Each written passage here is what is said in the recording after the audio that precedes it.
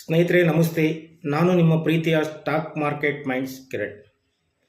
ಸ್ನೇಹಿತರೆ, ನಾನು ಇವತ್ತು ನಮ್ಮ ಷೇರು ಮಾರುಕಟ್ಟೆಯ ಕೆಲವೊಂದು ಇಂಪಾರ್ಟೆಂಟ್ ವಿಷಯಗಳನ್ನು ತಿಳಿಸ್ಕೊಡ್ತೀನಿ ಸ್ನೇಹಿತರೆ. ಇವತ್ತಿಂದ ನಾನು ಒಂದು ಸರಣಿ ರೀತಿಯಲ್ಲಿ ಸೆಕ್ಟರ್ ವೈಸು ಇಂಡೆಕ್ಸ್ ಬಗ್ಗೆ ನಾನು ತಿಳಿಸ್ಕೊಡೋಣ ಅಂತಿದ್ದೀನಿ ಸ್ನೇಹಿತರೆ. ಇವತ್ತು ನಾನು ನಿಮಗೆ ತಿಳಿಸ್ಕೊಡೋ ವಿಷಯ ಏನಂದರೆ, ನಮ್ಮ ಸ್ಟಾಕ್ ಮಾರುಕಟ್ಟೆಯಲ್ಲಿ ಅಂದರೆ BSE ಮತ್ತು NSE. BSE ಅಂದರೆ ಬಾಂಬೆ ಸ್ಟಾಕ್ ಎಕ್ಸ್ಚೇಂಜ್ ಮತ್ತು NSE ನ್ಯಾಷನಲ್ ಸ್ಟಾಕ್ ಎಕ್ಸ್ಚೇಂಜ್.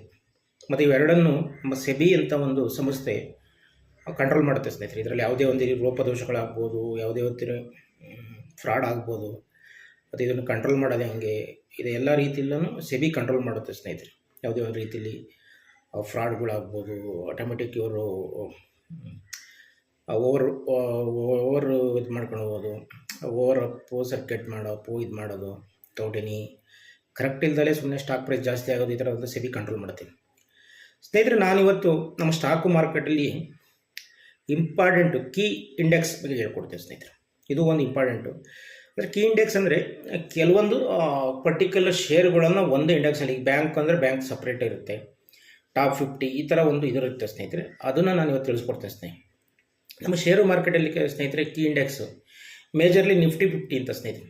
ಅಂದರೆ ನಿಫ್ಟಿ 50 ಅಂದರೆ ನಮ್ಮ ದೇಶದ ಅತ್ಯುತ್ತಮವಾದ 50 ಕಂಪ್ನಿಗಳು ಇದರಲ್ಲಿ ಸ್ಟಾಕ್ ಮಾರ್ಕೆಟಲ್ಲಿ ಚಲಾವಣೆಯಿಂದ ಇರ್ತದೆ ನಿಫ್ಟಿ 50. ಅದೇ ರೀತಿ ನಿಫ್ಟಿ ಬ್ಯಾಂಕ್ ಅಂತ ಸ್ನೇಹಿತರೆ.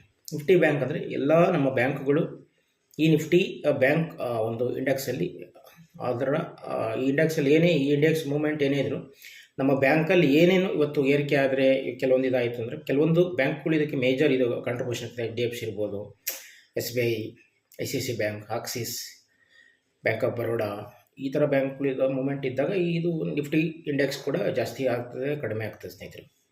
ನಿಫ್ಟಿ 50 ಒಂದಾಯಿತು ಸ್ನೇಹಿತರೆ. ಸೆಕೆಂಡ್ ಆಗಿ ನಿಫ್ಟಿ ಬ್ಯಾಂಕ್ ಆಯಿತು ಸ್ನೇಹಿತರೆ. ಅದೇ ರೀತಿ ನಿಫ್ಟಿ ಮಿಡ್ ಕ್ಯಾಪ್ 100 ಅಂತೆ. ಇದು ಮಿಡ್ ಕ್ಯಾಪ್ 100 ಶೇರುಗಳು ಈ ಒಂದು ಇಂಡೆಕ್ಸಲ್ಲಿ ಟ್ರೇಡ್ ಆಗ್ತವೆ ಸ್ನೇಹಿತರೆ. ಅದೇ ರೀತಿ ನಿಫ್ಟಿ ನೆಕ್ಸ್ಟ್ 50 ಅಂದರೆ ಈಗ ನಿಫ್ಟಿ 50 ಇದೆ, ಅದಾದಮೇಲೆ 100 ಒಳಗೆ ಬರುತ್ತಲ್ಲ ಸ್ನೇಹಿತರೆ, 51ರಿಂದ 100 ಒಳಗೆ ಬರುತ್ತಲ್ಲ, ಅದು ನಿಫ್ಟಿ ನೆಕ್ಸ್ಟ್ 50 ಅಂತ ಬರುತ್ತೆ ಸ್ನೇಹಿತರೆ. ಅದೇ ರೀತಿ ನಿಫ್ಟಿ 100 ಓವರಾಲ್ ನಿಫ್ಟಿ 100 ಅಂದರೆ ಈಗ 1 to 100 ಒಳಗೆ ಯಾವ ಶೇರ್ಗಳಿದೆ ನಿಫ್ಟಿ 100 ಈ ಶೇರ್ ಆಗುತ್ತೆ. ನಿಫ್ಟಿ 200 ನಿಫ್ಟಿಯಲ್ಲಿ ಯಾವ್ಯಾವ ಒಂದರ ಶೇರಿಂದ ಅಪ್ ಟು 200ವರೆಗೂ ಯಾವ ಕಂಪ್ನಿಗಳು ಬರ್ತದೋ ಅದು ಟ್ರೇಡ್ ಆಗ್ತದೆ ಸ್ನೇಹಿತರೆ. ಅದೇ ರೀತಿ ನಿಫ್ಟಿ ಸ್ಮಾಲ್ ಕ್ಯಾಪಲ್ಲಿ